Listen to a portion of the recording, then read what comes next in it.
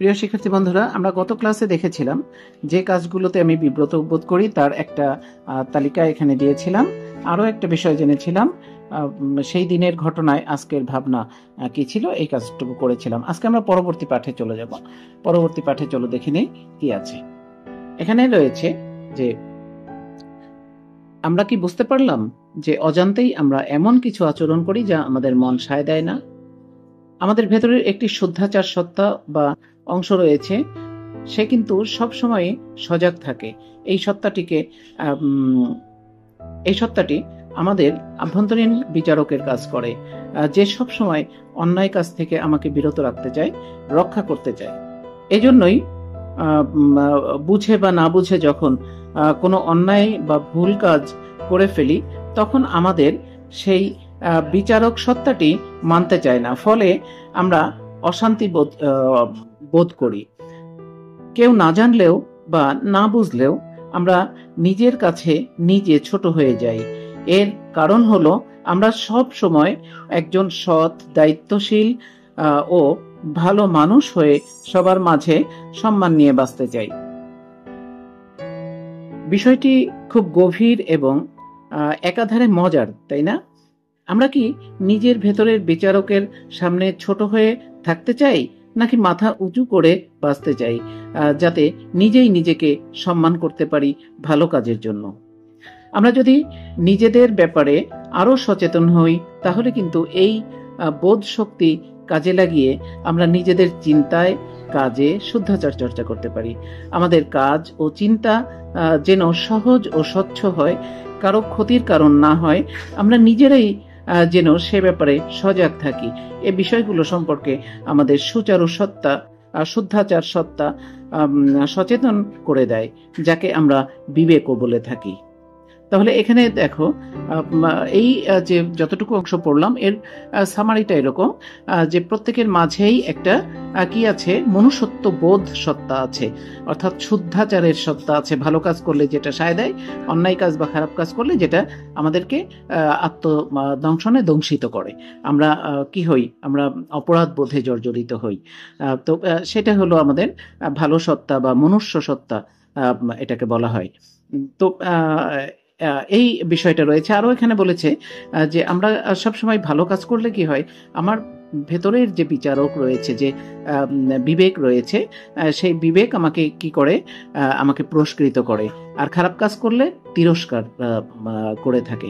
আমরা কেউই নিজের কাছে ছোট হতে চাই না, নিজের কাছে সবসময় নিজে শুদ্ধ থাকতে চাই, মানুষ যাই ভাবুক বা যাই বলুক।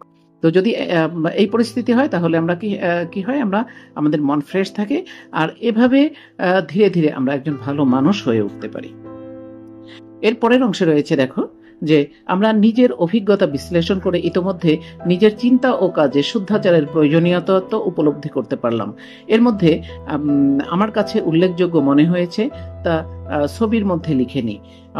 এই যে অংশটুকু পড়লাম, এর মধ্যে কোন বিষয়গুলো আমার কাছে গুরুত্বপূর্ণ মনে হয়েছে সেটা আমরা পরবর্তী পৃষ্ঠায় ছবির মধ্যে লিখে নিতে পারি। এখানে দেখো, একটা সেন্টারে রয়েছে, যে সুফল পেতে শুদ্ধাচার করতে চাই। আমরা প্রত্যেকটা কাজেরই পুরস্কার চাই। তো কি পুরস্কার চাই, অর্থাৎ কি সুফল পাওয়ার জন্য আমরা শুদ্ধাচার চর্চা করতে চাই? এখানে 3টা অ্যারো দিয়ে 3টা বক্স করে দেওয়া আছে। তো এখানে তোমার মতো করে তোমার চিন্তাটাকে এখানে প্রতিফলন ঘটাতে পারো। এখানে যেমন আছে, একজন ভালো মনের মানুষ হিসাবে নিজেকে গড়ে তুলতে চাই। আমি কেন শুদ্ধাচার করতে চাই? একজন ভালো মনের মানুষ হিসাবে নিজেকে প্রতিষ্ঠিত করতে চাই। তারপরে এখানে রয়েছে, নিজের বিবেকের কাছে নিজেকে পরিশুদ্ধ রাখতে চাই। নিজের বিবেকের কাছে নিজে কি থাকতে চাই? পরিশুদ্ধ বা ফ্রেশ থাকতে চাই। তারপর আরো বাম পাশের টেবিলে দেখো লিখেছি যে একটি সুখী সমৃদ্ধ দেশ ও জাতি গড়ে তুলতে চাই। তাহলে আরেকটা কি চাই, যে আমি যদি ভালো মানুষ হই তাহলে ভালো নাগরিক হব, আর যদি ভালো নাগরিক হই, প্রত্যেকে যদি আমরা ভালো নাগরিক হই, তাহলে অবশ্যই একটা সুশীল রাষ্ট্র, সুশীল সমাজ গড়ে উঠতে পারে। তো এই সুফলগুলো পাওয়ার জন্য আমি শুদ্ধাচার চর্চা করতে চাই।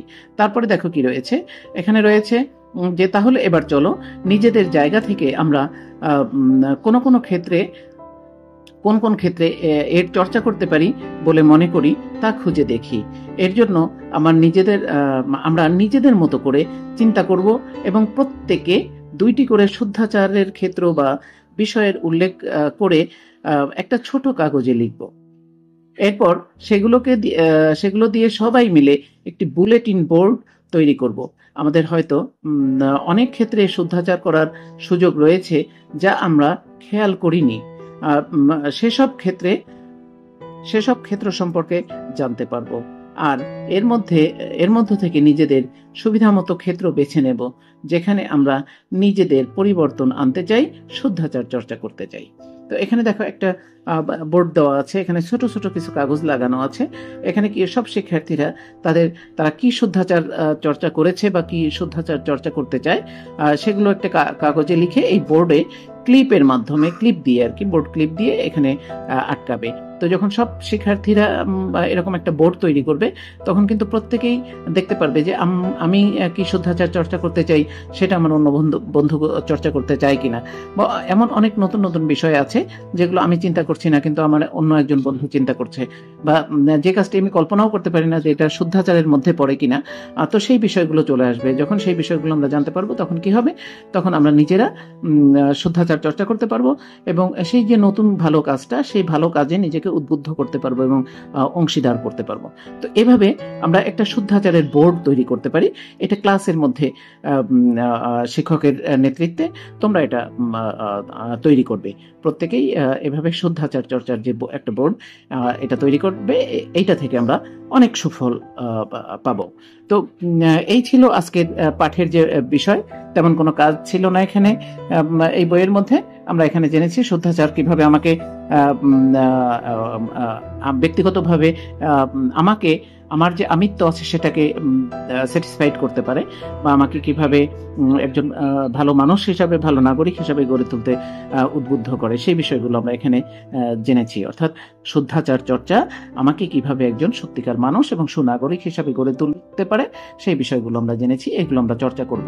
বিশেষ করে এই যে বোর্ডের কথাটা বলা হয়েছে, এই বোর্ডের মাধ্যমে আমরা আমাদের শুদ্ধাচারকে কি করব, এখানে লিপিবদ্ধ করব এবং যে শুদ্ধাচারটা আমার কাছে নতুন মনে হয় সেটাই আমি নিজেকে সেই শুদ্ধাচারে নিজেকে ব্রতী করব বা সেই শুদ্ধাচারের মধ্যে নিজেকে নিয়ে আসব এবং আস্তে আস্তে আমি একজন শুদ্ধ মানুষ হিসাবে পরিগণিত হব। তো এই ছিল আজকের পাঠে। আশা করি তোমাদের ভালো লেগেছে। তো আজকের মতো বিদায় নিচ্ছি। ভালো থাকো সবাই। আসসালামু আলাইকুম।